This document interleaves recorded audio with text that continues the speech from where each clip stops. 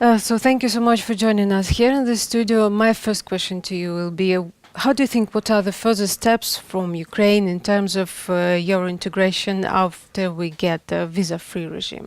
And what can we expect in these terms from our European partners? I believe that we have a problem with making a good offer in between something like the when you already achieve the visa-free regime and the association with the European Union, and already then the candidate status at some point where the membership is being negotiated. So I think we need to try to make progress through negotiations, through also changes within Ukraine, to work on this fields of making barriers disappear for Ukrainian citizens in Europe and for European citizens in Ukraine. So it should be a mutual process of increasing the possibilities and the opportunities. There's some kind of thought here in Ukraine that as long as Germany imposed sanctions on Russia, so the Germany will eventually import or invest more here in Ukraine. So what is your answer on this?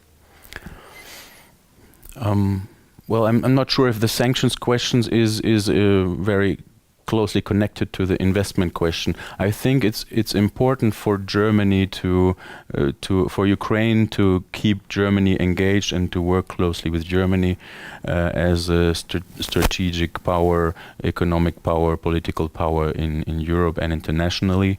So of course there's a key partnership that needs to have the highest priority, and I think Germans are they are used to very stable circumstances, to functioning institutions like courts, laws, government services, administration. So they are very sensitive to dysfunction in these kind of institutions. So if Ukraine picks up in that area and improves, then I think investment will come. And the sanctions question is more about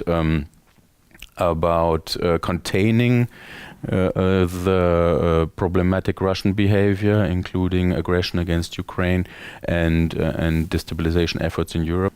And what about the Nord Stream project? What is the level of support from Germany of a Nord Stream project? I think that there are many risks associated with this project, also for those who are pushing it, like Gazprom and their European partners, because you have the energy transition to renewables. Perhaps in 10 years it won't be needed completely. Second, it's not a business decision to build Nord Stream 2 because it's just the doubling or tripling of the actually needed capacity. So a normal business that's profit-oriented wouldn't do a project like Nord Stream 2 because the capacity through Ukraine and Poland and so on is already working. So it only makes sense in a political way, not in the sense of a business that's trying to, or only marginal sense. And I think that the European partners, I don't think their risk management is very good, and I think in this project they're exposed to many risks, and I don't think they can expect to make a lot of money within 20 or 30 years. They will probably end up making less of a profit than they expect. The German government is currently, we must say that, of course, what's said now is also, you have to see it in the context of elections in September.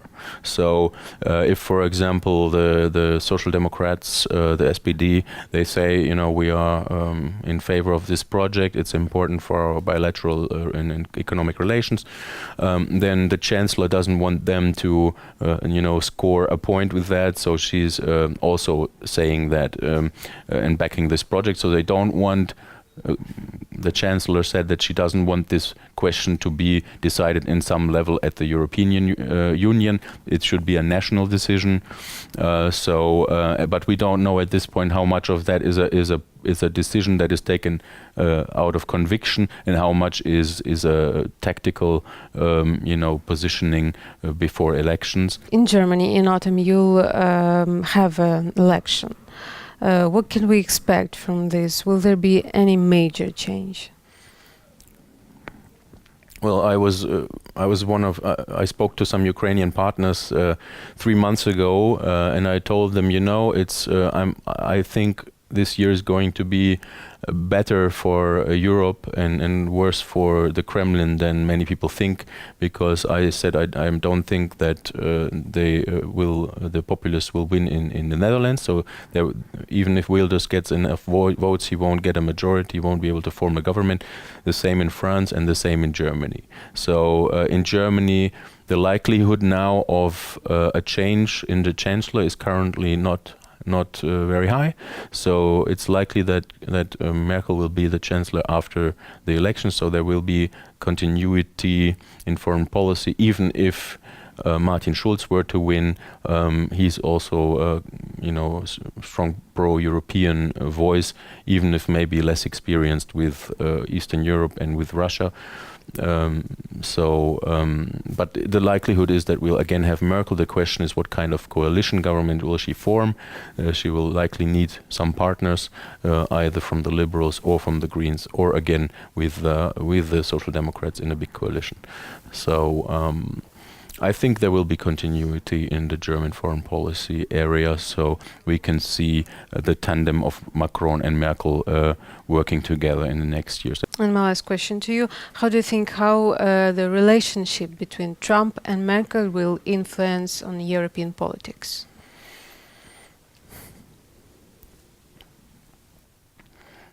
Well, the thing is, I think there's a quite an element of unpredictability with Trump.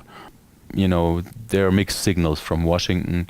They are considering exporting more and other better arms to Ukraine, for example, currently.